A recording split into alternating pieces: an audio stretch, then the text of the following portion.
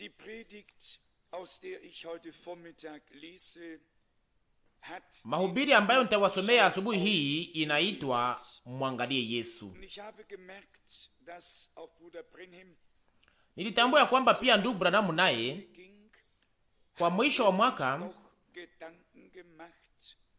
alikuwa akijiuliza namna gani mambo yangepaswa kuendelea. Hii asubuhi itaweza kusoma mahubiri moja ya tarehe 29 mwezi wa 12 mwaka 1963, na nyuma mchana kati huu utaweza kusoma mahubiri mengine ya mwezi wa 12 mwaka 1964. Ndipo mtatambua ya kwamba kwenye moyo wake kwa mwisho wa mwaka alikuwa anahitaji ili aweze kufanya hesabu, ili aweze kuona namna gani mambo yalikuwa na namna gani yangepashwa kuendelea. Andiko ya Biblia ambayo nitaka niweze kushinganisha nayo katika maneno haya iko katika nabii Isaya kwenye sura 21, andiko inayojulikana vizuri kwenye mstari wa 11 na 12. Isaya sura 21 mstari wa 11 na 12.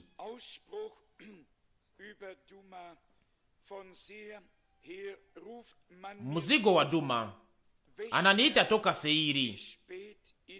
Zamu, habari gani za usiku? Zamu, habari gani za usiku? Mstari wa 12. Zamu alisema, asubuhi inakuja na vile usiku. Kama mukitaka kuuliza, ulizeni, murudi tena.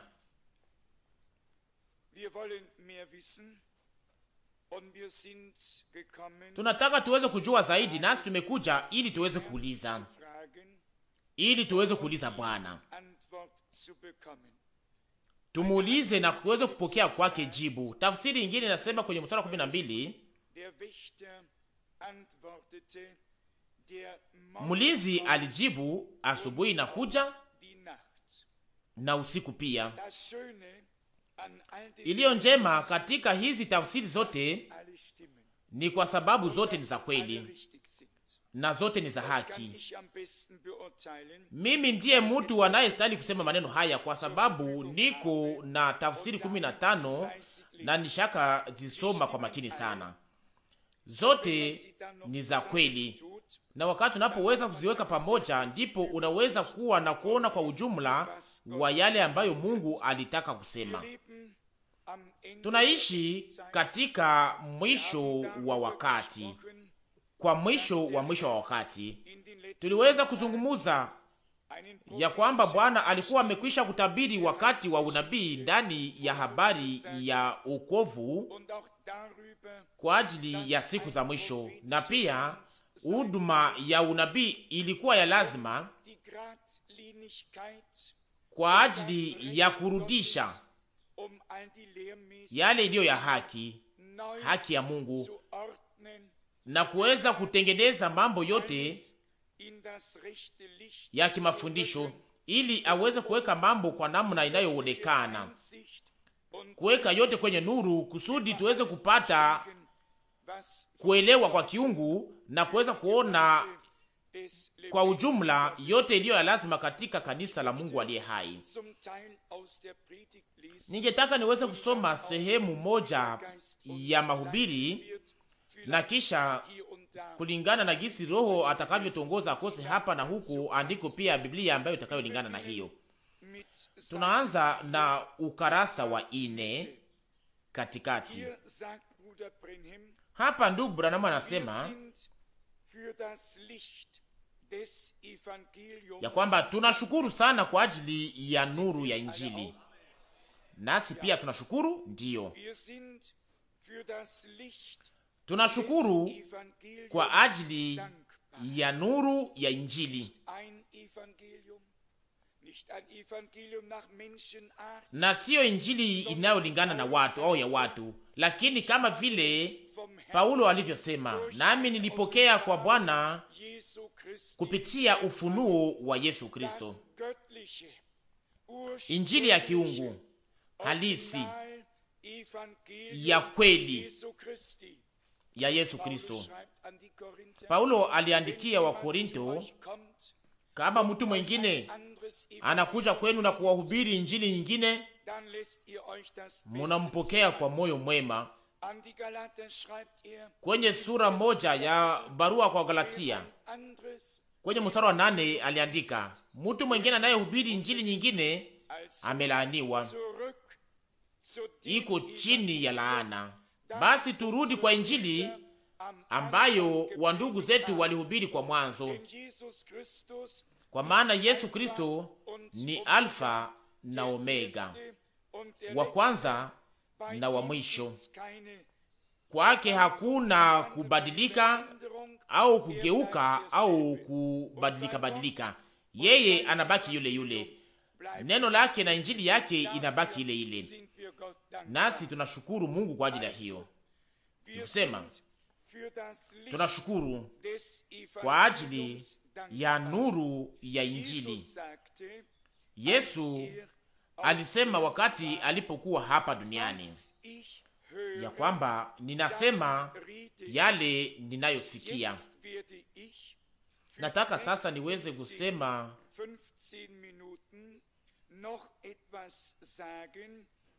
maneno fulani katika dakika 10 au 15 inayokuja mbele ya kuweza kurudi kwa maneno yangu, maneno mafupi, na kisha nitaweza kuingia katika mambo ya kuhusu mstari wa maombi.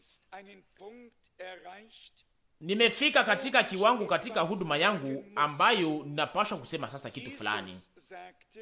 Yesu alisema, yale ninayosikia ninayasema, Yohana 8:38.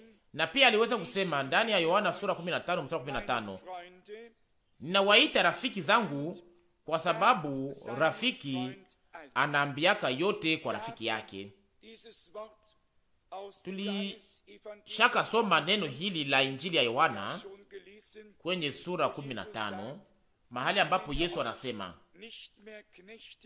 siwaiti tena watumwa, kwa maana yote iliyo sehemu ya Baba yangu ni yangu,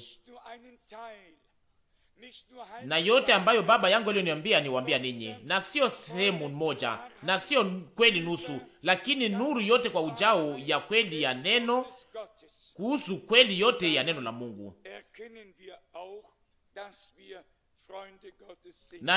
Nani katika hayo ndio tunatambua kwamba sisi ni rafiki za Mungu. Tumetoshwa katika uadui na tukapatanishwa pamoja na Mungu, na tazama sasa tuko warafiki yake. Tunaendelea na kusoma kwetu. Paulo alisema ndani ya Matendo ya Mitume sura 20 mstari wa 27, kwa maana sikuwaficha yote inayohusu shauri za Mungu.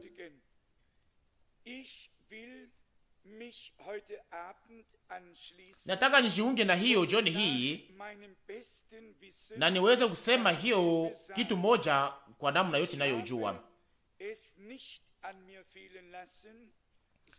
Sikuwaficha kitu chochote, lakini niwatangazia shauri zote za Mungu.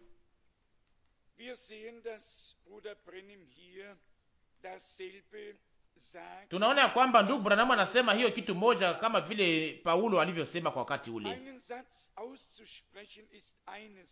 Kusema neno fulani ni kitu moja, lakini sasa kitu hicho kuweza kuwa kweli inapaswa kuwa kitu kingine. Sasa watu ngapi katika siku zetu wanayosoma Matendo ya Mitume sura 20 mstari wa 26 na mstari wa 27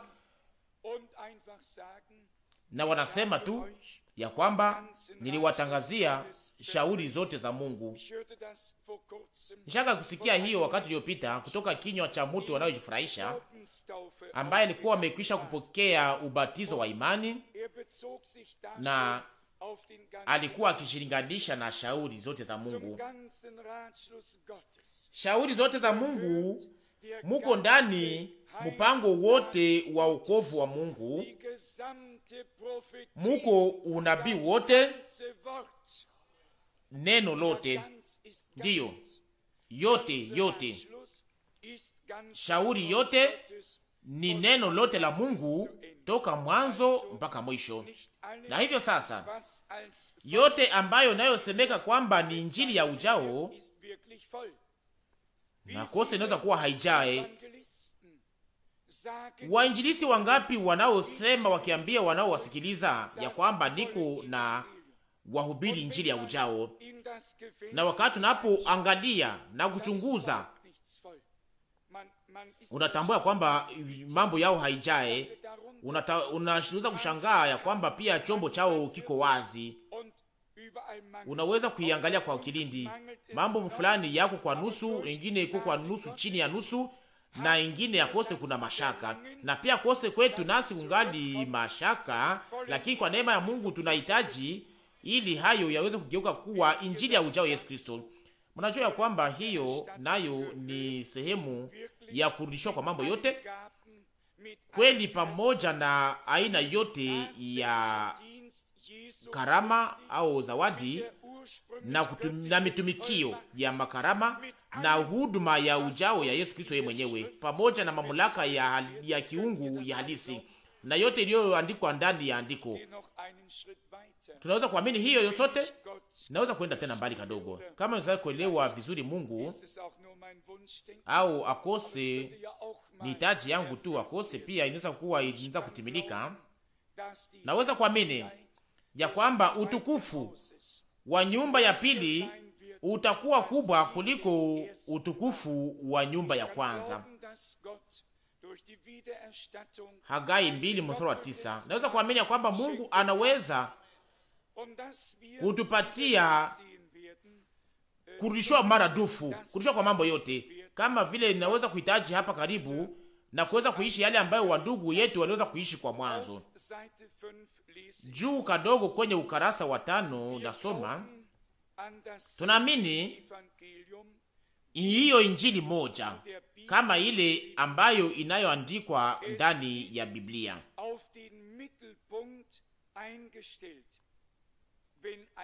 Ilitengenezwa na kupimwa kwenye chanzo. Kama silaha inatengenezwa vizuri na inaweza kupiga kwenye chanzo, kwenye shambulizi unayotaka kupiga, unaweza kuelewa hayo. Nayo pia itapiga tena hapo hapo kwa mara ya pili. Na hizo shambulizi ya tatu yote inayofuata au yote inayofuata itapiga kwenye hatua hiyo moja.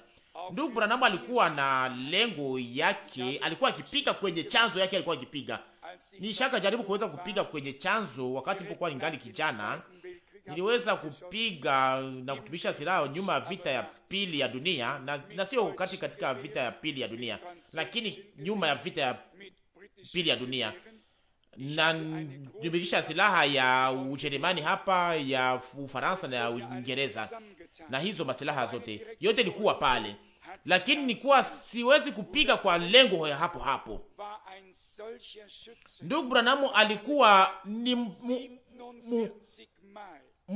mpiganaji au muwindaji wa hatari sana, wakati aliposema ya kwamba alikuwa akipiga kwenye chanzo ya hapo hapo mara 47 kwa hatua, kwa mahali pamoja. Alikuwa ni muwindaji mzuri, na yeye akasema hiyo akitoa katika mfano hiyo katika maisha yake binafsi, akasema ya kwamba kama kitu kimepangwa vizuri na kutayarishwa vizuri, na hapo sasa inapashwa kugusa, inapashwa kupiga katika hiyo chanzo kyake, hao mahali kwenye unataka kupiga. Haipashwi kujifurahisha kuweza kupiga kwa anga au nje, lakini tunapashwa kupiga kwenye hatua ile kwa hatua ya haki. Naamini kwamba Mungu atatupatia hiyo. Nafika sasa kwa mfano wa pili katika paragrafi inayofuata. Kama mti au mzabibu unaweza kutoa tawi, na kisha tawi hiyo inatoa matunda fulani, ni kusema sasa matawi inayofuata ambayo utakayoota kwenye mzabibu yule, utachukua hiyo matunda moja au aina hiyo mmoja matunda, na hiyo inatuonyesha kwamba iko waziwazi hivyo. Yesu alisema katika Yohana 15:1 ya kwamba mimi ni mzabibu nanyi ni matawi. Kila wakati tawi mupya inapotokea kwenye hiyo mzabibu, inapashwa kuchukua hiyo matunda moja. Pale napo ndugu Branham aliweza kutupatia mfano ya muti wa ndimu. Niweza kuona hiyo pia huko California mwezi wa kwanza, wakati nilipokuwa kivuna matunda ya machungwa au ndimu. Muti ilikuwa ikichukua matunda mengi ya kushangaza. Kulikuwa mapamplemousse na matunda mengine makubwa na ingine yote ilikuwa kama vile mandarini, yote ilikuwa pale kwenye muti moja. Lakini hapo mtu huyo alikuja na hapo akasema, katika muti ilipokuwa ikiota, wakati muti unapotokea, hakupashwa kuwa aina 2 au 3 ya matunda tofauti, lakini pasha kuwa matunda moja. Hiyo muti halisi ya kwanza hiyo kuwa imepandwa, ni kusema kama Bwana anaweza kuotesha tawi mupya kwa mwisho wa wakati, na hiyo sasa nayo inapashwa kuwa hiyo muti moja, ni kusema pia inapashwa kuwa nayo hiyo matunda mamoja. Naendelea na kusoma kwangu. Yesu ndiye mzabibu, nasi ni matawi.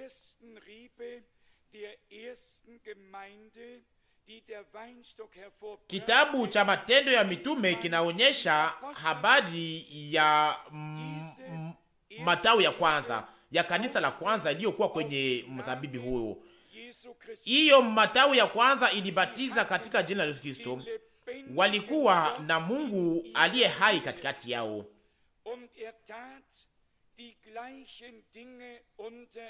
naye alikuwa akifanya pamoja nao mambo hayo mamoja aliyokuwa amefanya wakati alipokuwa akitembea hapa duniani.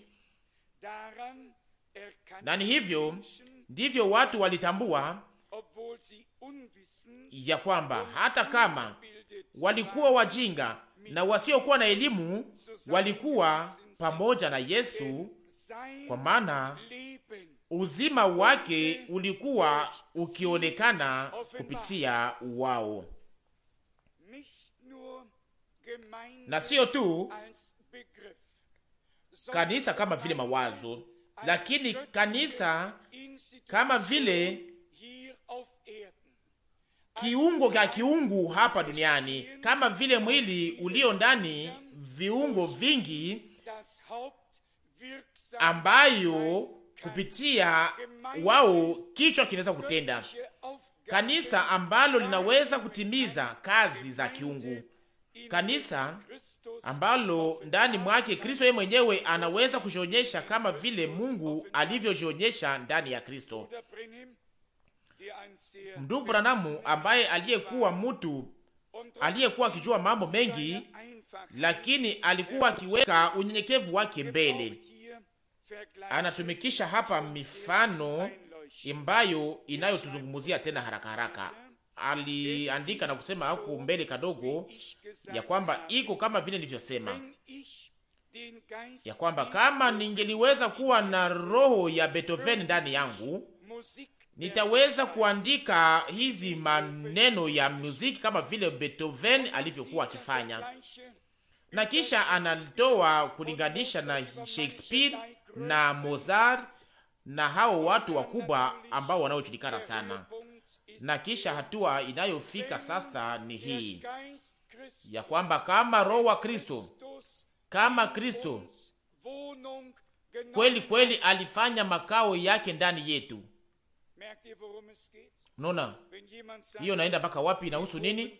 Kama mtu anaweza kusema kwamba Beethoven anakaa ndani mwangu, anaishi ndani mwangu, sasa tutaweza kusikia nini ndani ya mtu huyo? Alikuwa na umri gani? Mozart alikuwa na umri gani wakati alipoanza kuongoza hiyo kwaya? Miaka 6 au 8, wakati alipokuwa amekuwa mkubwa wa kwaya kwa umri wa miaka 6 au 8. Alikuwa ni mtu aliyekuwa na kipaji cha ajabu sana kutoka kwa Mungu. Tunahitaji watu wa kawaida, watu walio na kipaji cha kiungu. ambao wasio na hitaji ya kuweza kutengeneza kitu fulani, lakini wanaweza kukamata chombo na kuweza kutengeneza muziki. Ninaomba kuweza kuwa anga njema katika nyumba ya Mungu, na sio bidii inayotumika, lakini kipaji cha kiungu, zawadi za kiungu, na sio kujifunza sana. Pia kuna wengi wanaofanya exercise kujifunza mambo sana, mazoezi, na sana sana wale wanaoombea kuhusu ubatizo wa Roho Mtakatifu, na kisha nao wanaweza kufundisha wengine. Hapana, hiyo sio kitu cha halisi. Hakuna mtu anayehitaji kuweza kujifundisha au kufanya mazoezi ya mambo ya Mungu, lakini unapaswa upaswa kujifundisha kupokea Roho Mtakatifu, lakini unapaswa kupokea Roho Mtakatifu. Amina. Na hapo tunapaswa kuacha mambo, tunapaswa kwenda mambo, tunapaswa kuacha mambo ya kifundisha, tunapaswa kupokea makarama, mavipaji vya kiungu kupitia Roho Mtakatifu. Tuendelee na kusoma kwetu. Ndugu Kupfer ambaye aliye pamoja nasi na ndugu Marko waliweza kusoma kwenye ukarasa katikati, hapo katikati. Kristo alikuwa nani? Neno. Alisema Yohana 15:7, kama mkikaa ndani mwangu na maneno yangu yakikaa ndani yenu, basi ombeni lote ambalo mtakalotaka, nanyi mtayapewa. Kama mtu angeliweza kuwa alisema hiyo, akose tunaweza kuwa na mashaka kwa kuweza kuelewa au kuiamini, lakini kwa sababu ni Bwana wetu Yesu kusema ya kwamba kama maneno yangu yakikaa ndani yenu. Sasa kwa nini Mungu alitufunia neno lake? Kwa sababu gani alilifanya kuwa hai kwa ajili yetu? Kwa sababu gani aliweza kuliweka ndani ya mioyo yetu? Ni ili neno hili liweze kutimilika, Yohana 15:7, ya kwamba kama mkikaa ndani yangu na kama maneno yangu yakikaa ndani yenu, na hapo sasa ombeni lolote mtakalotaka, nanyi mtayapewa. Neno liko hapa, inabaki tu ni nuru. Nuru inaizalisha kuwa uzima, nasi tulipokea neno, na sasa Roho anapashwa kufanya neno hilo kuwa hai ili ligeuke kuwa nuru. Inahusu nuru, kuangaziwa, ufunuo. Naendelea na kusoma kwangu, na sasa ninataka niweze kuambia kitu fulani ambayo nilikuwa bado kuambia.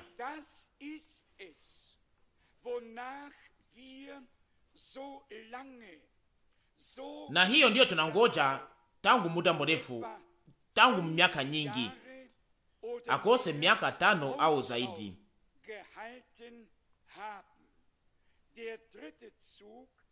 Mvuto wa 3 umekwisha sasa kushuhudiwa, nami na uhakika ya kwamba mnaujua nyote ni kitu gani kinachohusika.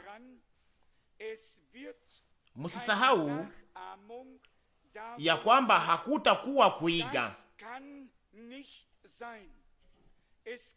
Hayo haipashi kuwa, hayo haiwezi kuwa mambo ya kuiga. Imefika sasa, nami nijulishwa na kuambiwa ya kwamba yale ambayo ilikuwa imekwisha kufanyika kwa sehemu itafanyika sasa hapa upesi katika ujao wake,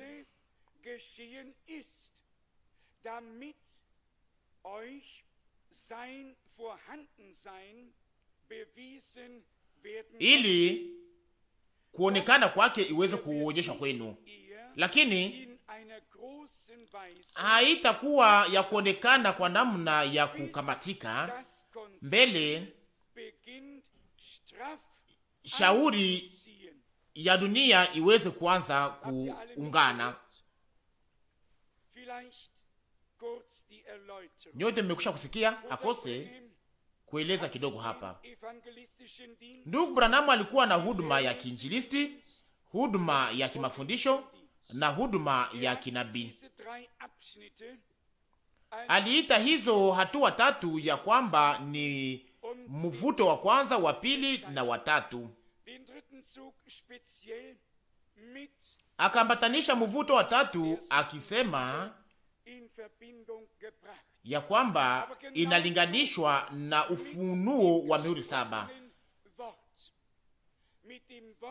lakini pia kwa neno lilonenwa, neno la Mungu ambalo lilokuwa limefuviwa kwake, na kisha akaweza kulitamka katika imani, na kisha baadaye liliweza kutimilika.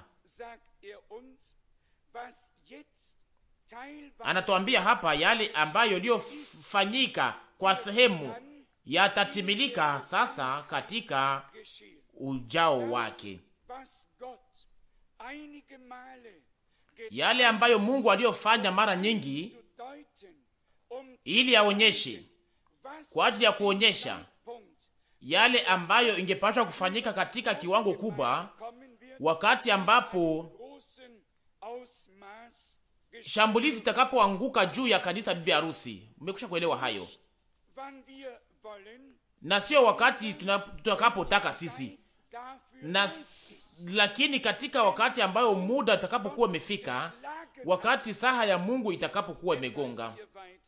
Inasemeka mbali kidogo, Wapentekosti wanaweza kuiga mambo yote, lakini wakati muda huu utakapofika, wakati nguvu zitakapowinda kanisa, wao mamlaka itakapowinda kanisa, na hapo ndipo mtakapoona yale ambayo mliweza kuona kwa muda mfupi au kwa nusu inayofanyika sasa, itaweza kutimilika na kuonekana katika nguvu za ujao wake. Hiyo inanitosha. Sina hitaji kuweza kuwatafsiria hiyo au kuwaeleza hiyo, na muna hitaji pia kuweza kuitafsiri, na hakuna mtu anahitaji kuweza kueleza mtu mwingine kuhusu mambo haya, lakini iko wazi sana na ina hitaji ya kuweza kuitafsiri na kuieleza vizuri, na sio leo sasa, lakini wakati itakapokuwa imesema sasa ya basi imetosha, ya kwamba hamuko sehemu ya haya na hamuna haki ya kuweza kutimiza au kufanya makusanyiko ya kiungu na kukusanyika, ndipo sasa tutaweza kunyimwa haki yetu ya kiungu ya kuweza kukusanyika, na hapo pia hata chini ya shambulizi. Namna gani Agano Jipya liweza kuanza? Hatukusoma ndani ya maombi ya kwamba Bwana, angalia mashambulizi zao, Matendo ya Mitume sura 4 mstari wa 9, na upatie watumishi wako ili waweze kutangaza neno lako kwa ujasiri. Upatie nguvu kwa watumishi wako waweze kutangaza neno lako kwa ujasiri. Wakati gani? Wakati mashambulizi ilikuwa imeshambulia kanisa, wamoja katika gereza, wengine katika gereza kule, walikuwa wakipigwa huko, walikuwa wakisalitiwa huko. Lakini mnajua inaandika nini katika andiko ya Paulo? Aliandika akiwa katika gereza ya Roma, katika Timotheo wa pili sura 2 mstari wa 9, ya kwamba hata kama ninafungwa katika minyororo, lakini neno la Mungu halifungwi. Katika wakati huo hiyo itaweza kuonekana. Wangapi wataweza kuwa na uvumilivu? Ndiyo. Asante ndugu Pezali, asante ndugu Mile, na asante kwa nyote, asante ndugu Frank. Ni kweli, ona gisi tungelipenda ili tuweze kusukuma ndugu Frank na kuweza kumwambia, sikia, kama uliweza kuitwa na Mungu, basi umeitwa, sasa uende mbele, songa mbele. Na wakati ambapo nguzo ya moto itakaposimama, wakati saha ya Mungu itakapogonga, hatuna hitaji ya kuweza kuharakisha. Ni kazi ya Mungu, au hiyo ni mambo ya Mungu. Lakini tunahitaji kitu moja, ni kuweza kutembea kwa hatua moja pamoja na Bwana, na tuweze kubaki pamoja naye katika uhusiano na kazi ya Mungu, tukiwa na uhusiano pamoja na kazi ya Mungu kwa wakati huu. Wakati tunapokuwa tunaharakisha, tunakuwa kikwazo kwa Bwana. Tunataka tuweze kumwacha aende mbele yetu, na hata kama imekwisha kusemeka yale yatakayofanyika kwa wakati fulani, lakini hayo yatafanyika katika kiwango kubwa, na Roho wa Mungu alikuwa amekwisha kuyaonyesha, na kungoja tena iko kubwa sana na ni njema, na hiyo itaonekana wakati shambulizi itakapokuwa imeingia kwa kanisa. Na hapo sasa inasemeka hapa kwenye paragrafu ya mwisho katika mistari mbili ya mwisho kwenye ukarasa wa 5, ninapashwa kuendelea na kutangaza Injili. Mwazie, ninapashwa kuendelea kutangaza Injili, na kama vile niliweza kupokea hiyo kazi kwa mwanzo, ninapashwa kuendelea hivyo.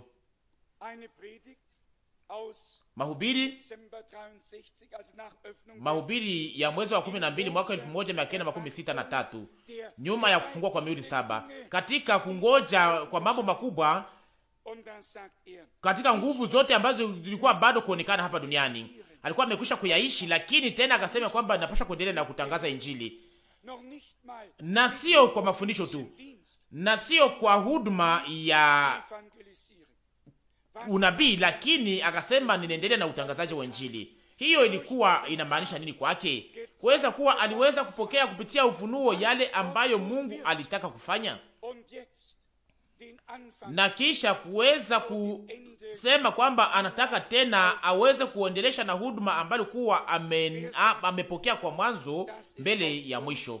Sasa nani anayeweza kuniambia kwamba hayo haitimilike pia kwa ajili yetu? Hiyo inaweza kufika, na mimi si nabii, mnajua hiyo, lakini inawezekana ya kwamba utangazaji wa Injili inapaswa tena kutangulia hiyo kitu kubwa, na hapo waamini wa ujumbe watatikisa kichwa na watasema, sasa iko namna gani kuhusu huyu ndugu Franke ambaye yuko natangaza Injili katika hizi mashirika zote za kizehebu na katika mashirika zote za zehebu zio uhuru, ashaka toka njia ya Bwana?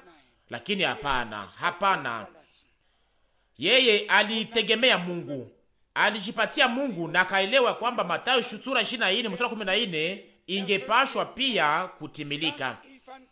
Injili ya ufalme itahubiriwa kwa mataifa yote, ambayo itakayokuwa ushuhuda, na ndipo sasa mwito utakuja. Haihusu hapa unabii kuhusu mambo haya, lakini alikuwa nabii ambaye Mungu aliyetumikisha ili atuzungumuzie. Lakini ili msiweze kujisikia, ili msijisikie vibaya, nataka niweze kutoa hii maono au maoni yangu mwenyewe au kukiri kwangu mwenyewe. Mimi mwenyewe nasukumwa sana na wakati, na ningeweza kuhitaji mambo hizo kufanyika, na hapo ninasikia nishaka isema tena ya kwamba mwito zinaita kutoka mahali pote katika ulimwengu mzima, na katika ulimwengu mzima kuna njaa ndani ya watu kama haijawahi kufanyika hapo mbele hapa duniani. Naweza kusema kuhusu nini kuhusu watu hao? Au naweza kuambia nini hao watu wanaosikia mahubiri kwa mara ya kwanza, wanaokuja kwa neno la Mungu tangu wakati wa kufunua kwa mihuri 7? Naweza kuambia kuhusu mambo hayo nini, lakini hiyo haiwezekani. Inakuwa vema kuweza kuanza kuipunguza? Hapana,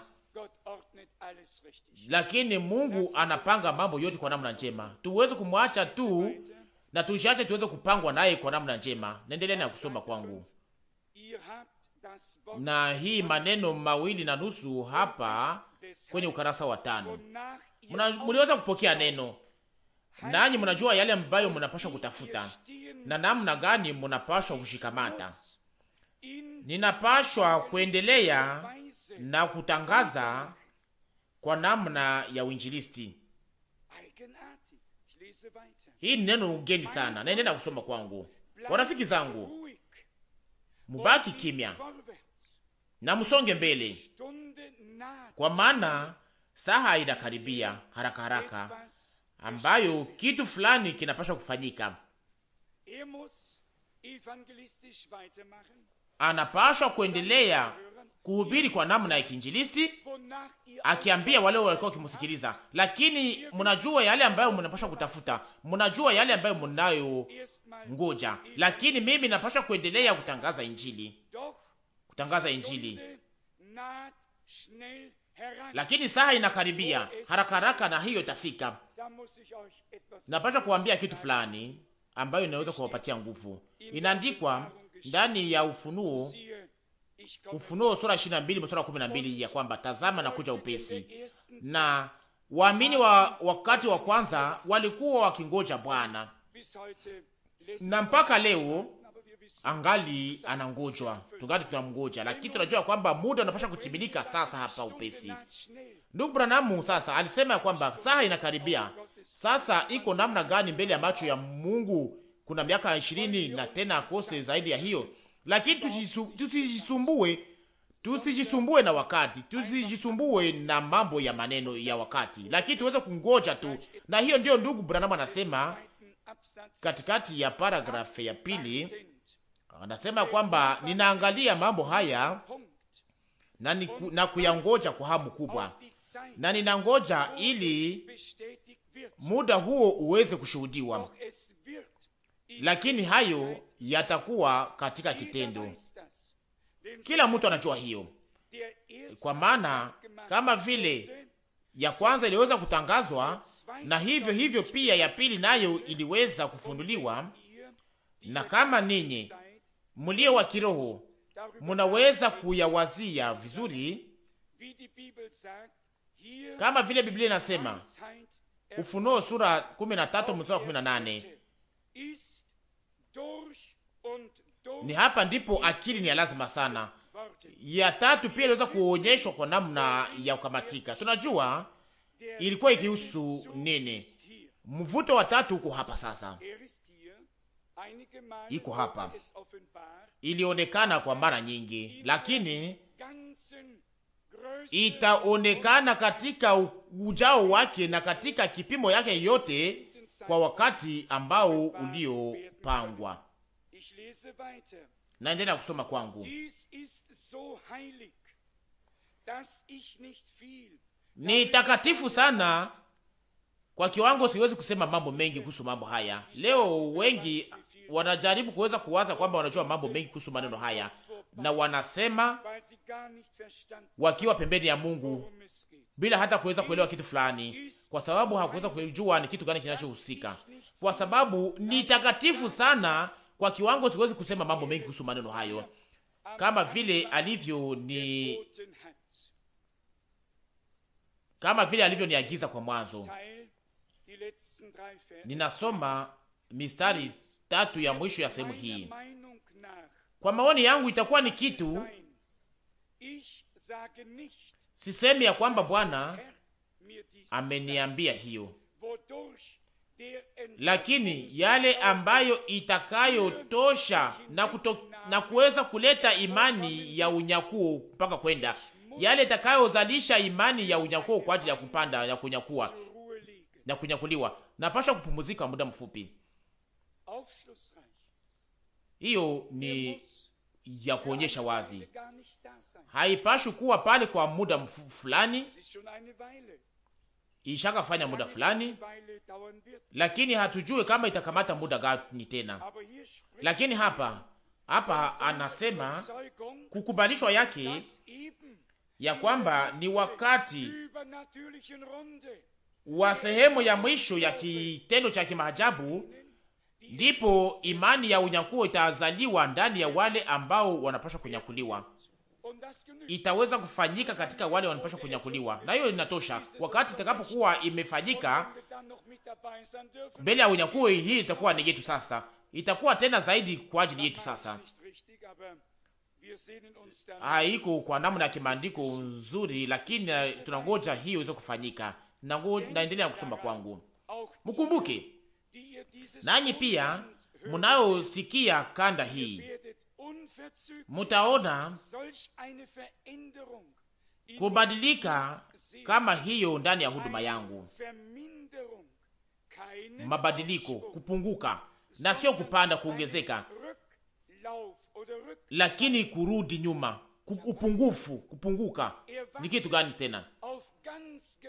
Kuna mambo mengi, alikuwa akingoja mambo makubwa sana ya lazima, na kisha akasema kwamba mutatambua na kuona mabadiliko ndani ya huduma yangu, na sio kuongezeka na sio kundi kubwa, lakini itakuwa tena mapungufu, kupunguka zaidi. Na kosa hiyo haiwezi kutufurahisha, haiwezi kutupendeza. Lakini sana sana wale wanaohubiri na wanaojua ya kwamba ni vema ya kwamba kuweza kuzungumzia watu 100 kuliko kuzungumzia watu 10, kuzungumzia watu 1000 kuliko kuzungumzia watu 100, na kuzungumzia watu 10,000 kuliko kuzungumzia watu 1000. Lakini hiyo ni tabia ya mambo hayo. Lakini wakati napokuwa na kundi mbele yangu, kuna kuwaka muziki, ndio. Na kisha mmoja wa ndugu zangu ambaye anayekaa hapa kwenye viti vya kwanza aliweza kuniambia nyuma ya safari yetu kwenda huko Belgiji, aliambia, ndugu Frank, ilikuwa ni namna tofauti huko Belgiji, ndio. Akose kwa namna hiyo kwa maneno yangu mwenyewe, lakini hapa ninakuwa kama vile ninajizuiza, lakini kwa namna ya unabii. Lakini nabii hakubali wake katika mji wake wa uzaliwa wake, katika nchi yake, na kose katika ulimwengu mzima, si katika ulimwengu mzima. Na hiyo nafika, hiyo ni ya kupendeza sana, ni ya nguvu. Turudi sasa kwa yale ambayo ndugu Branham alikuwa akisema, kupunguka na sio kuongezeka. Kutakuwa zaidi kupunguka zaidi, na si zaidi ya hiyo kuongezeka, na si kuongezeka. Lakini msikie sasa vizuri, tunapashwa kungoja kidogo hapa ili hayo yaweze kufanyika, kusudi tuweze kupokea uhusiano. Na hapo sasa wakati utakuja na muda utatimilika. Ndugu Frank anasema katika Kifaransa ya kwamba siku ile, maneno ya mtafsiri, mpaka siku ikuje, mpaka saa ikuje, mpaka Mungu yeye mwenyewe aweze kukuja na kuonekana kwa namna ya kimaajabu. Na hivyo hivyo kama vile Mungu alivyo hai, naye atakuja kwa namna ya kimaajabu. Mungu hakufanya tu neno lake kuwa hai, alitufanya kuwa uhakika pia kiungu. Mungu atashuhudia neno lake kuwa hai katikati yetu, ili na sisi tuweze kuwa hai. Naendelea kusoma kwangu. Na sasa tazama hii unabii. Sikia vizuri. Kutakuja wakati ambao taifa hili litaweza kutumikisha nguvu zote za mnyama ambayo iliyokuwa nayo kwa mwanzo. Ilikuwa ni Roma ya kipagani ambayo imegeuka kuwa Roma ya kipapa. Na ni hiyo ndiyo hii taifa litafanya. Ufunuo sura 13 inaionyesha wazi. Mwana kondoo alitoka katika udongo, wengine mnyama alitoka ndani ya maji, inayomaanisha kundi kubwa na mataifa. Lakini huyu mwana kondoo yeye alitoka ndani ya mahali ambapo kulikuwa hakuna watu kwa wakati ule. Wale ambao waliweza kusoma kitabu cha mwisho kilichopita wanaweza kucheka kadogo na kusema, oh, ni kweli. Tazama sasa, tunajua mahali ambapo ndugu Frank anatosha mawazo haya. Mimi sina cha kuficha. Ninashukuru Mungu kwa maana aliweza kutuma nabii kwa ajili ya kutufunulia mambo haya yote. Tuwe wenye haki. Wakati tunaposoma ndani ya Ufunuo, kulikuwa mnyama aliyekuwa na mapembe 7 na aliyekuwa na vichwa 7, aliyekuwa na vichwa 7 na mapembe 10. Unaweza kusema, oh, Mungu wangu, hii inamaanisha nini? Au na uhusiano na nini? Na kuwa na uhusiano gani na hii? Wakati tunaposoma pia kwamba niona kutoka udongo kulitokea mwana kondoo, alikuwa na mapembe kama vile mwana kondoo. Unaweza kusema hasa, unasema kwamba huyu ni mwana kondoo, hasa tunaweza kufanya nini na hii? Na kisha wakati tunaposoma kwamba malaya alikuwa akikaa kwenye mnyama, tunaweza kusema oh, mnyama maskini. Ndio, kama Mungu hangeliweza kutupatia ufunuo, kama Mungu hangeliweza kutupatia kuangaziwa nuru, tungeweza kuwa wapi leo? Ndani ya muhuri wa kwanza tunasoma ya kwamba kulikuwa farashi mweupe na mtu alikuwa akipanda juu ya farasi. Hapo tunaweza kuanzia kuhusu hii mashindano ya wafarasi. Lakini ona jinsi tunashukuru Mungu kwa sababu aliweza kutufunulia neno lake kupitia kinywa cha nabii. Ni kweli? Jina la Bwana lisifiwe. Neno la Mungu ligeuka kuwa la damani kwa ajili yako ndugu na dada. Nasi tunashukuru kwa ajili ya heri ambayo Bwana aliyotupatia kuweza kuwa tuliweza kukaa kwenye uhakika wa Mungu na neno lake.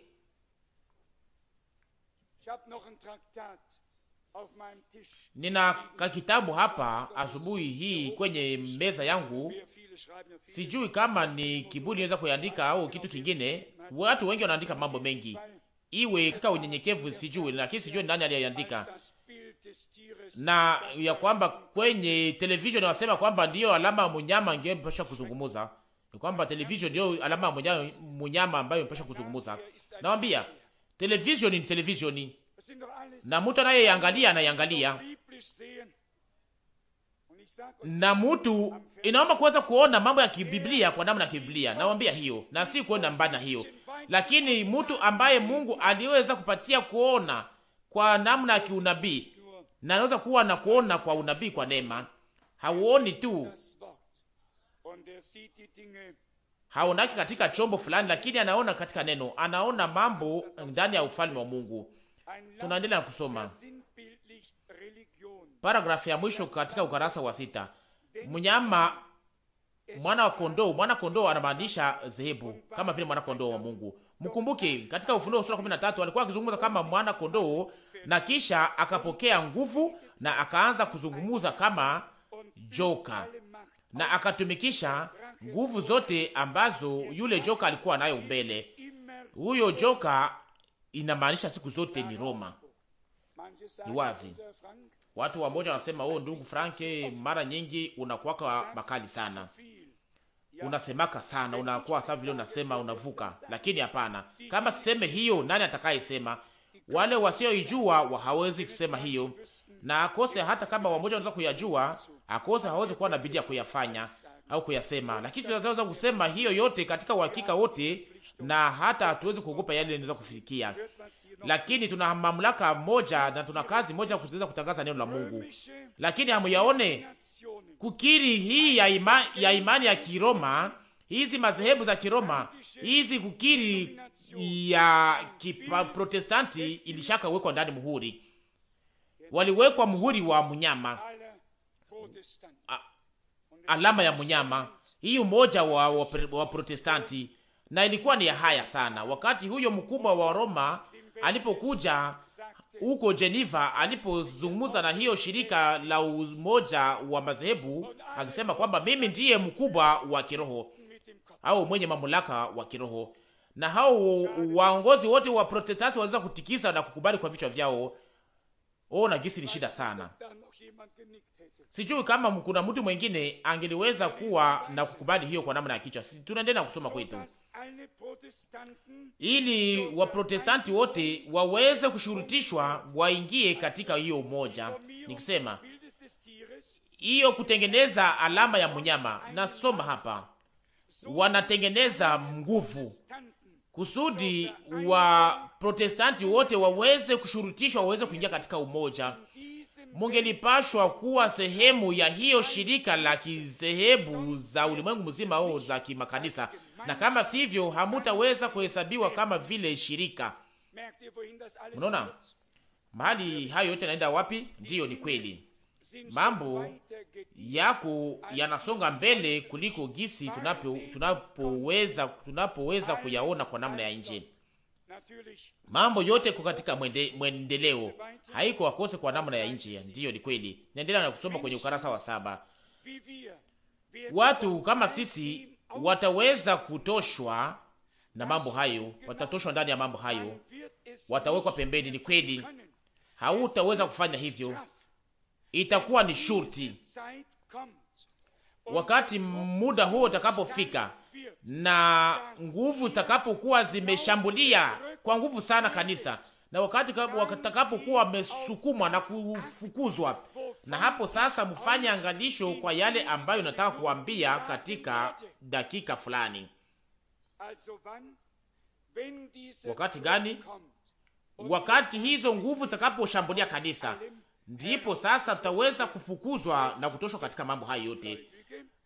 Na leo kuna waamini ambao walio hapa na huko, walio wanamemba wa shirika fulani, na najua wamoja ambao waliweza kujitengeneza na kuumbwa nyuma ya vita ya pili ya dunia, na hao waongozi wa hizo mashirika za kizehebu waliweza kuomba hiyo umoja wa madhehebu za kanisa zote waweze kukubaliwa na kuingizwa ndani. Wakati mtu wa Mungu ambaye alikuwa akisema katika wakati wake ya kwamba nataka niweze kwenda huko Kaswe, wakati ndugu Branham alipokuja na aliposema ya kwamba sistahili hata kufungua kamba za viatu vya mtu huyo wa Mungu,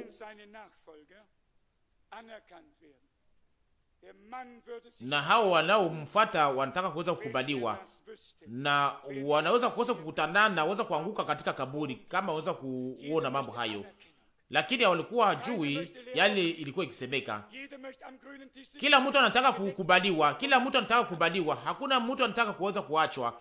Kila mtu anataka kuweza kukaa kwenye meza moja na kuweza kupata sehemu kubwa na kuweza kuchangia hiyo mkate yao, lakini hawajui ni mahali inapoongoza. Lakini mtu anatafuta kukubaliwa. Yule anataka kukubaliwa na mwanadamu atakataliwa na Mungu. Yule anataka kukubaliwa na hiyo mitumikio ya Antikristo hajaweza kukubaliwa na Mungu. Hiyo inaweza kuwa kama vile ni ngumu, lakini hiyo ni kweli halisi na safi.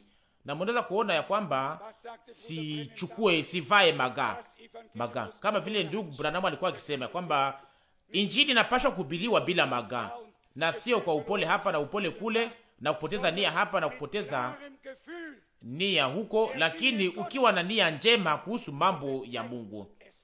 Na hiyo inasukuma, inakaza kwa nguvu sana. Yale inayozuiza ni Roho Mtakatifu ambaye anayejikaza ili aweze kuleta kanisa la Mungu aliye hai kwa mahali ambapo linapaswa kuwa. Naendelea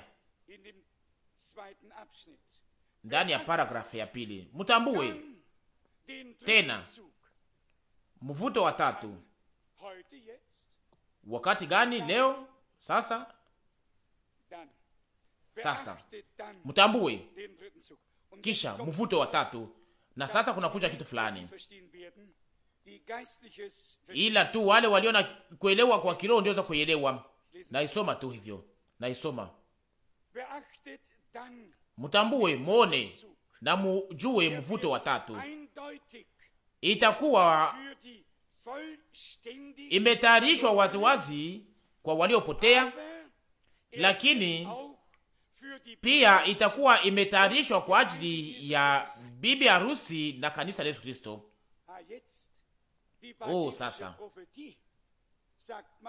kama vile ndani ya unabii wa Biblia, muniambie kama itakuwa namna gani. Muniambie itakuwa imetayarishwa kwa ajili ya waliopotea, na itakuwa pia imetayarishwa kwa ajili ya bibi harusi na kwa kanisa. Hiyo ni kweli 100%. Injili iliyoletwa chini ya kutumwa kwa kiungu itahubiriwa kwa umoja kwa ajili ya ushuhuda kwao, na si kwa ajili ya wokovu wao, lakini kwa ajili ya ushuhuda wao.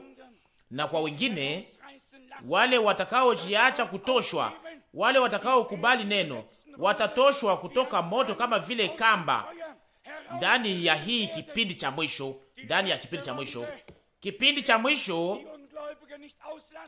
haitaweza kuepusha wasioamini au waamini au waliochaguliwa. kutakuwa pia kwa ajili ya watu wote. Haleluya, jina la Bwana likusifiwa sana. Naendelea, tuko karibu sana kuliko gisi tunavyowaza. Sijui hiyo itafika wakati gani, lakini iko karibu sana. Inawezekana ya kwamba ninaweza kujenga madhabahu kwa ajili ya mtu mwingine ambaye atakayeweza kuisimama juu yake. Sasa inawezekana pia, hatuijue, lakini hiyo inawezekana. Pamoja na Mungu yote inawezekana, sivyo? Pamoja na Mungu yote inawezekana. Nasoma hapa, tuko karibu sana kuliko gisi inavyowazia, lakini sijue itafika wakati gani, lakini iko karibu sana. Inawezekana ya kwamba ninaweza kujenga madhabahu kwa ajili ya mtu mwingine ambaye naye ataweza kusimama juu yake baadaye. Sasa ole kwa mtu atakayeweza kupewa kazi hiyo. Inawezekana ya kwamba ninaweza kuchukuliwa mbele ya saa hiyo. Ndiyo, nasoma nini hapa? Inawezekana ya kwamba ninaweza kuchukuliwa mbele ya saa hiyo. Anazungumza kuhusu saa gani hapa? Anazungumza kuhusu saa ambayo mambo yote itakayorudishwa na kuingizwa katika hii shirika ya umoja wa madini, na wakati nguvu zitakaposhambulia kanisa, wakati mvuto wa tatu itakapofanyika, wakati itakapofanyika kwa namna ya ujao na ya kimaajabu. Na kisha anasema ya kwamba inawezekana ya kwamba nitakuwa nimekwisha kuchukuliwa mbele ya muda huo akose. Leo tunaangalia nyuma na tunatambua tukiwa na huzuni ni ya kwamba alishaka kuchukuliwa mbele, hata muda huo alikuwa akingoja iweze kufika, na ambao alikuwa akizungumzia. Na hiyo ndio ilifikia manabii wote wa Agano la Kale, walikuwa na kungojea kubwa, walikuwa wakitaka waweze kuona yale ambayo alikuwa wamekwisha kufunuliwa. Na waza sana sana nabii Isaya. Hakuna mtu angeliweza kuwa kichekelewa kama vile yeye. Hakuna mtu anaweza kuchekelewa kama vile yeye, kwa sababu alikuwa amekwisha kutabiri ya kwamba bikira atachukua mimba. Watu hawakuweza kumwelewa. Sasa mnawaza nini? Waliweza kumfanyia nini? Isaya, wewe ambaye uliyekuwa tayari kuweza kufa, sasa utimilifu wa mambo ulikuwa ukisema iko wapi? Iko wapi sasa? Hiyo unabii kusema iko wapi?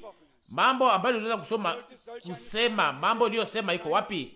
Na kama swali kama hiyo liweza kuulizwa, ninaweza kuwapatia jibu akose ambayo angeliweza kupatia wale ambao walikuwa wakimuuliza. Anaweza kusema ya kwamba muwe na uaminifu, kila neno la Mungu lililotoka katika kinywa changu litatimilika wakati muda utakapokuwa umefika. Na kisha tunasoma katika Agano Jipya ya kwamba wakati muda ulipotimilika, Wagalatia sura 4 mstari wa 4. Haleluya! Wakati muda ulipotimilika, ulipofika, na sio wakati Isaya alipotaka au watu wengine, lakini wakati muda ulipotimilika. Naendelea na kusoma kwangu juu kadogo katikati ya ukarasa wa 7. Sijue atakuja wakati gani, lakini hakutuambia. Lakini ninaamini ya kwamba tuko karibu sana, na pia sitakufa kwa umri uliosonga sana. Na kisha akaonyesha umri wake wa miaka, anasema miaka 45, 54, umri wa miaka 54, na kisha alikufa kwa umri wa miaka 56. Tuendelea kusoma kwetu. Na kose kama naweza kuwa ninaweza kuuawa au kukufa kwa namna nyingine, lakini sitakufa nikiwa mzee au kuuawa na uzee. Na hiyo nayo pia ilitimilika. Aliona kioo ya gari yake ikivunjwa, alisikia hiyo kelele kubwa na akawaza ya kwamba ilikuwa ni risasi ambayo ilikuwa imepigwa. Tuendelee na kusoma kwetu. Ningetaka ili niseme mambo fulani ambayo sijawahi kusema mbele. Yote ambayo aliyosema katika mwaka 1933 karibu na mto, na yale ambayo maandiko matakatifu yanashuhudia, yote yalitimilika kama vile alivyoyasema. Akosi tafanya hivyo, lakini ujumbe huu ndio utakaoonyesha Yesu Kristo kwa dunia. Ni wazi sana. Sitafanya hivyo, akosi tafanya hivyo, lakini ni ujumbe huu ndio utakaoonyesha Bwana kwa dunia, na sio ujuzi fulani. Lakini Bwana, kama vile Yohana angeliweza kusema katika wakati ule ya kwamba tazama mwana kondoo wa Mungu, Yohana 1:29, na hivyo ndivyo tunaweza kuona Bwana. Tunaona gisi huu ujumbe ni lazima sana. Tunaona ya kwamba hapo ndipo kunakuwa uzima wote wa kiroho, ya kwamba inahusu neno la Mungu katika wakati wetu, na sio mambo iliyo wazi, lakini injili ya ujao, neno la Mungu ndani ya ujao wake ambao tunaweza kupokea, na sio kitu kilicho wazi, kisicho ndani kitu. Lakini sitafanya hivyo, lakini ujumbe huu ndio utakaoonyesha Yesu kwa dunia. Na hivyo kama vile Yohana Mbatizaji alivyotangulia kuja kwa kwanza kwa Kristo, ujumbe huu nao utatangulia kuja kwa pili kwa Kristo. Amina. Na hivyo sasa ujumbe huu utatangulia kuja kwa pili. Yohana alisema, tazama mwana kondoo wa Mungu anayetoa dhambi za dunia. Yote yalifanyika kwa namna hiyo, kwa namna yote. Nami najua ya kwamba hiyo yataendelea hivyo. Ujumbe utaendelea. Wakati ndugu Branamu alipochukuliwa kwa Mungu, mnajua namna gani ilikuwa na ilifanyika katika wakati gani. Watu fulani waliweza kufurahi kwa ajili ya kufa kwake, na kuna wahubiri wa Pentekoste wanaojulikana sana waliweza kuchukuliwa na wakaweza kutoa pia hata maneno ya kwamba inaweza hata vema unaweza kusema maneno ambayo umepasha kushilinda kusema pia. Unajua kwamba ndugu Branham anasema ya kwamba malaika wa Bwana alikuwa akisimama pamoja naye, lakini mnajua kwamba malaika wa Bwana alikuwa akimujia, lakini ndugu Branham alikuwa akisimama pale akiwa mdhaifu, akingoja malaika wa Bwana aweze kumujia kwenye madhabahu. Na mtu huyo sasa, wakati aliposikia ndugu Branham amekufa, alisema ya kwamba malaika ambaye alikuwa pamoja na ndugu Branham akosa alikuwa ameenda safari katika siku hiyo wakati alipokuwa amegongwa. Mnajua, mnawazia mambo kama hayo. Muwazie mambo kama hayo. Kuna watu hapa duniani ambao walioweza kupoteza oga wote wa Mungu. Wanajitumania wao wenyewe na hawajui yale wanayosema na hawajui yale wanayofanya. Nani aliyesema ya kwamba malaika wa Bwana alikuwa siku zote katika mahali pembeni yake kwa mkono wake wa kume, na wakati huduma yake ya unabii ilipashwa kwanza, alikuwa malaika alikuwa pale pembeni yake. Naweza kuwapatia maandiko za Biblia kuhusu maneno haya, na kwa sababu nitawapatia andiko za Biblia ambayo utakaweza kuwafanyizia vema. Tumefika sasa, wakati umevuka nyuma ya mawazo haya kwenye ukarasa wa 4 katikati inasemeka kuhusu yale ambayo Bwana aliyosema kwa wakati huu karibu na mto. Nasoma hiyo tena, kama vile Yohana Mbatizaji alivyotuma mbele ya kuja kwa kwanza kwa Kristo, na wewe ulitumwa mbele ya kuja kwake ya pili.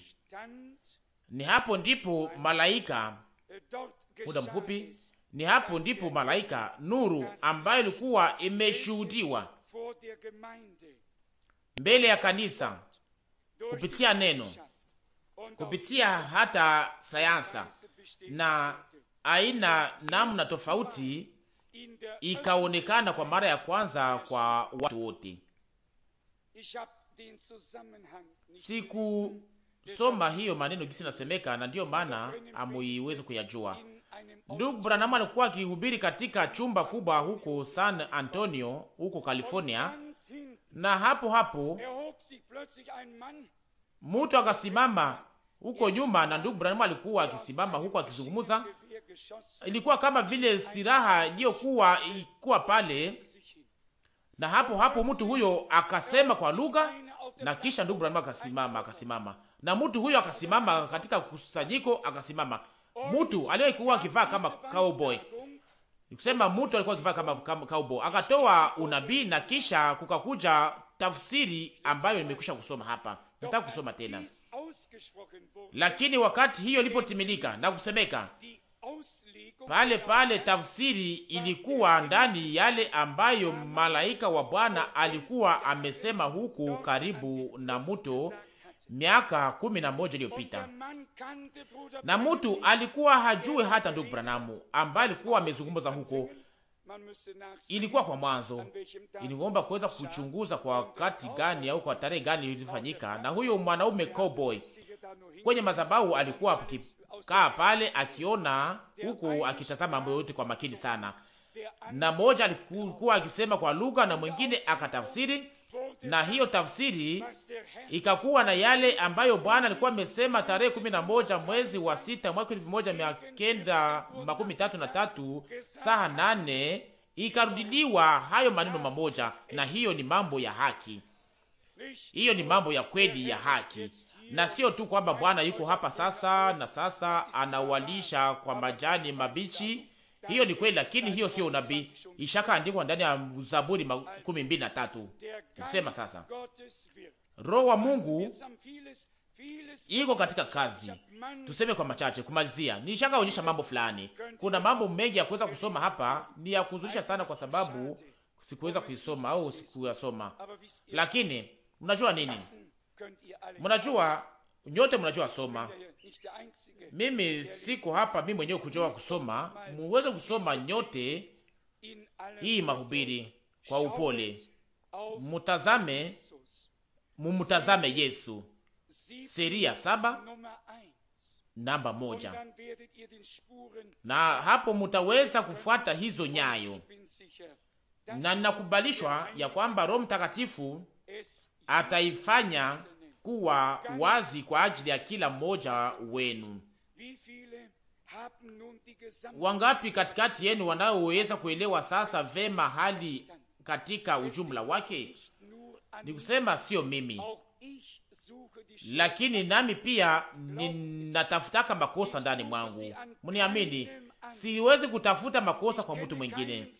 Sijue mtu ambaye ninapaswa kuenda kuambia ya kwamba wewe ndiwe ambaye unayezuiza kazi ya Mungu, kwamba ndiye unazuiza kazi ya Mungu. Sijue mtu ambaye anaweza kuambia kwamba wewe unazuiza Mungu. Siwezi kuambia Mungu, siwezi kusema hiyo. Sijue mtu yoyote, lakini naweza kuambia kwamba ni wakati gani mnapaswa kuelewa hiyo. Wakati unapoweza kujitazama ndani ya kioo, hakuna mtu mwingine. Kila mtu anajiweka miti ndani ya magurudumu zake, lakini mnajua kitu gani hicho? Tunajua hiyo tangu mwanzo. Tunapoenda wakati tunapokuwa katika mazungumzo na walio katika gari pamoja na wewe, na wakati unapokuwa na ukitembeza gari, hakutaweza kuwa ukosa pia ajali. Lakini wakati unaweza kuwa umefanya kosa katika barabara, unaweza kutambua kosa, unaweza kusema kwamba wewe ulikuwa nikizungumza na watu, lakini unapaswa kufanya hivyo. Lakini kila mtu anapaswa kusema kama ufanye hiki akose sivyo na kadhalika na kadhalika, lakini mwache hiyo. Si makosa ya wengine, wewe ni wewe na mimi ni sisi wenyewe, na kila mtu ataweza kujibu mbele ya Mungu. Tusitafute makosa kwa wengine na kujitupa kwa wengine. Tusiseme pia vema, kama haijakuwa wakati akose tungana wakati akose wakati tutakapokuja. Hapana, hapana. Lakini sasa ndio wakati wa matayarisho. Sasa kwa wakati huo hakuna kitu kinachokuja hayo yenyewe. Ni ngali wakati wa matayarisho na sio wakati unaokuja. Nasi hatupashwi kukosa hii uhusiano. Tunapashwa kusonga mbele pamoja na Bwana. Tumekwisha kuelewa hayo, na kama sivyo tutaweza kuzuiza Mungu. Na kose tutaweza kusema hakuna kose bidii, kose hii haifanyike sasa kwa wakati huu, na hapo sasa tutaweza kujipatia masababu. Na hakuna mtu anaweza kujipatia masababu. Tujikaribishe kwa Bwana, tujitakasie kwake kwa ujao. Tuamini yale aliyosema na tuweze kusema, Bwana, nitakase, unisafishe na unitakase, univute karibu yako, ujifunue kwangu. Hitaji hiyo inapashwa kuwa ndani yetu, na hivyo tutaweza kutembea pamoja na Bwana na tutasonga mbele pamoja naye, hatua kwa hatua, bega kwa bega, tukiwa katika imani na uhakika mbele ya Mungu aliye hai. Bwana alizungumza. Nani ambaye hawezi kusikiliza? Bwana Mungu alizungumza. Nani ambaye hawezi kuzungumza kama nabii? Tumezungumza kwa namna ya kiunabii. Tumekwisha kuzungumza na kuonyesha unabii kwa taifa la Mungu. Haleluya. Amos 3:8. Jina la Bwana liweze kusifiwa. Unabii mfupi. Akose kila mtu anaweza kuitoa unabii. Hakuna kibaya kwa hiyo. Lakini kama ni ya kweli na ya haki, tunaweza kushukuru Bwana. Lakini tunashukuru Mungu kwa ajili ya neno kubwa la unabii ambalo tuliweza kupewa kupitia ndugu Branham. Na huyo mtu mkubwa wa Mungu aliweza pia naye mwenyewe kujishutumu na kusema, katikati ya huduma yangu watu walioweza kuwa na makarama waweza kunisimamisha na kunizuiza, na wakaweza kutimiza huduma yao au karama yao wakati wa mwito wa madhabahu. Lakini hapa hiyo kitu ilikuwa namna gani kuhusu watu hao? Kama wanaweza kuzuiza nabii wa Mungu waweza kutimiza huduma yake na kuweza kusimamisha huduma yake wakati anapotumika, na hao wanawake wote waliokuwa wakitoa unabii na kose hawezi kupata hiyo unabii mahali fulani, wanajisikia kwamba wako vizuri, wanajisikia kwamba wako katika hali ya kiroho, na wanajisikia kwamba hawezi kujinyenyekeza. Lakini heri wale ambao wanaojisabia kwamba vile wa kiroho, lakini wakiwa wadhaifu, wakiwa wanyonge, lakini sasa wanaweza kujazwa na kutajirishwa na Mungu. Na ni hesabu ya hao ndio tunataka tuweze kuwa ndani. Nataka niweze kuwa watu, tuweze kuwa watu wa kiroho, na sio kwamba niweze kuwa mtu wa kiroho kuweza kushindwa kuweza kukimbia, lakini sitaki mambo yao ya kiroho ya kujitengenezea. Ninahitaji watu ambao walio na miguu yao hapa duniani, lakini walio na moyo wao mbinguni. Na hiyo ndiyo Mungu anataka atufanye. Watu ambao wanaoweza kushukuru kwa ajili ya huduma kama hiyo ya ndugu Branham. Na tuweze kushukuru sana, na tuweze kusimama, na tuweze kuabudu. Ndugu Rus, Mungu mwaminifu, tunaweza kuletea nini Bwana? Tuko gisi tulivyo. Tukubali basi katika neema yako. Utupatie neema hiyo Bwana, ili tuweze kunyenyekea kwa kiwango tunaweza kujihesabia kama vile wasiostahili Bwana. Lakini Bwana, uliweza kutuhesabu kwamba tunastahili. Basi ulitukubali kama vile taifa lako. Bwana, unatuzungumzia na si kama vile watu ambao hawawezi kuelewa, lakini unatuzungumzia sisi ambao tunaweza kuelewa Bwana, wazi kwa namna iliyo ya fungaa sana. Sifa, heshima, utukufu na mabudu iwe yako, Mungu mtakatifu na wa haki, ambayo uliyefanya mbingu na dunia, na ambayo unayotayarisha taifa kwa ajili ya ubelele, kwa ajili ya utukufu. Tunakuabudu na tunakushukuru Bwana kwa moyo wetu wote, pia kwa ajili ya saa hii asubuhi. Tunakushukuru pia kwa ajili ya mtumishi wako na nabii wako ambaye uliyetuma katika wakati wetu, na yote yanapaswa kufanyika kama vile unavyotaka Bwana, siyo mawazo yetu au mipango yetu ambayo tunaweza kuongeza hapa, lakini yote itafanyika kama vile unavyotaka. Utukufu wewe kwa jina lako la ajabu. O Bwana, tusaidie ili tuweze kujitosha ndani mawazo yetu yenyewe na tuweze kuheshimu kazi yako. Utukufu iwe kwa jina lako la utukufu. Bo Bwana, ni ajabu sana kuweza kuwa mbele ya uso wako.